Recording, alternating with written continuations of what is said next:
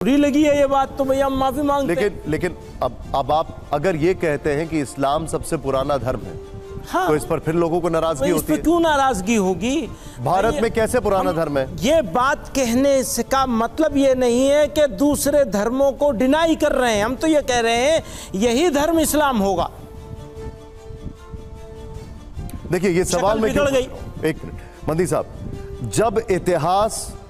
जब इतिहास की बात करते हैं हम लोग, इस्लाम 1400-1500 साल नो बिल्कुल नहीं। लास्ट पहले मेरा पूरा सवाल सुन लीजिए। ईसाई धर्म 2000 साल पुराना है? नहीं भाई, वो भी नहीं है।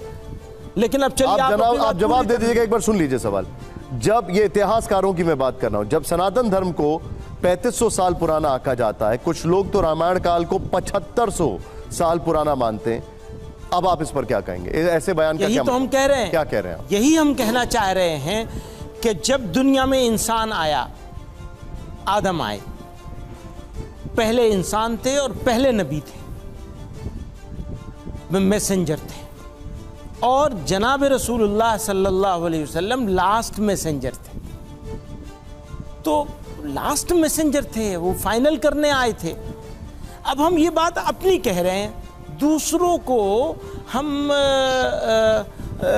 यानी चढ़ा नहीं रहे कि हम नहीं तुम ज़्यादा पुराने नहीं हो, हम ज़्यादा पुराने। इस बहस को इस तरह क्यों ले जाया जा रहा है? इसको इस तरह ले जाया जाए कि हम अपना बारे में बता रहे हैं कि इस्लाम ऐसे आया था, ठीक है, हमने वो बताया। तो आप ये कहते हैं नहीं इस्लाम तो अभी आया है, तो हमें उसको क्लियरफाई करना। तो फिर क्या आप अभी भी यही कह रहे हैं कि 1400 साल पहले सबसे पुराना धर्म इस्लाम है? यही कहते हैं कि इंसान आया तो इस्लाम आया। तो आप मैं आपसे और ये बात उन्होंने कही थी मौलाना अरशद मदनी साहब ने, कि ये नाम है, यहाँ के लोगों ने ईश्वर कहा, कहीं के लोगों ने अल्लाह कहा, कहीं के लोगों ने खुदा कहा, कहीं के लोगों ने गॉड कहा, और भी अलग अलग नाम है, जात तो एक है। लेकिन सनातन संस्कृति में कहा जाता है सबसे पहले मनु आए। आदम की थ्योरी तो इस्लाम में है, जो मनु आए। भाई यही तो हम भी कहना चाह रहे हैं कि आपकी थ्योरी जो है वो आपको माननी चाहिए, आप मानिए उसे, उसको गलत कौन कह रहा है? हमने ये तो नहीं कहा कि आप सबसे नए हैं, सबसे अभी बस आए हैं, ये सब तो कुछ नहीं है।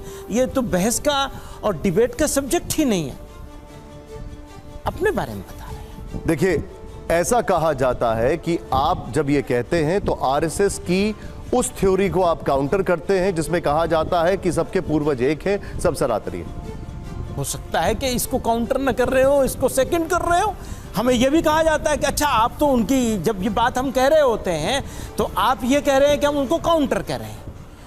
कुछ लोग ये भी कहे, मुझसे खुद आके कहा कि ओहो ये तो आप उनको सेकंड कर रहे हैं। तो ये तो अपनी अपनी समझ की बात है, कुछ लोगों की बुद्धि बिगड़ी हुई है तो उसका क्या करेंगे हम? आप उनके खिलाफ एक नैरेटिव खड़ा कर रहे हैं। नहीं कि कैसे आपने समझ लिया ऐसे कि नैरेटिव किसी के खिलाफ खड़ा कर रहे हैं? नहीं, गलत बात है बिल्कुल। नहीं, वो कहते हैं, बता रहे हैं। देखिए वो कहते हैं सब राम के वंशज हैं, आप कहते हैं कि सब आदम के वंशज हैं। आदम से आए नहीं, लेकिन वो एक अलग बात है। वो तो भारत की बात करते हैं, वो बात करते हैं, मतलब मैं उनको काउंटर करने की मुझे कोई जरूरत नहीं। इस इशू पे कोई सवाल? मेरा एक सवाल है। ठीक, मेरा मौलाना साहब आपसे सवाल ये है कि, और ये कई बार कहा जाता है, मुसलमानों पर इल्ज़ाम आयद होता है जहाँ जहाँ वो माइनॉरिटी में हैं वहाँ सेक्युलरिज्म की बात करते हैं, जहाँ जहाँ मेजॉरिटी में चले गए वो दारुल हरब को दारुल इस्लाम में बदलते हैं।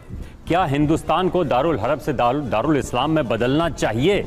एक सवाल ये है। और एग्जाम्पल के तौर पे दिया जाता है अफगानिस्तान, फिर पाकिस्तान, फिर अब जम्मू कश्मीर।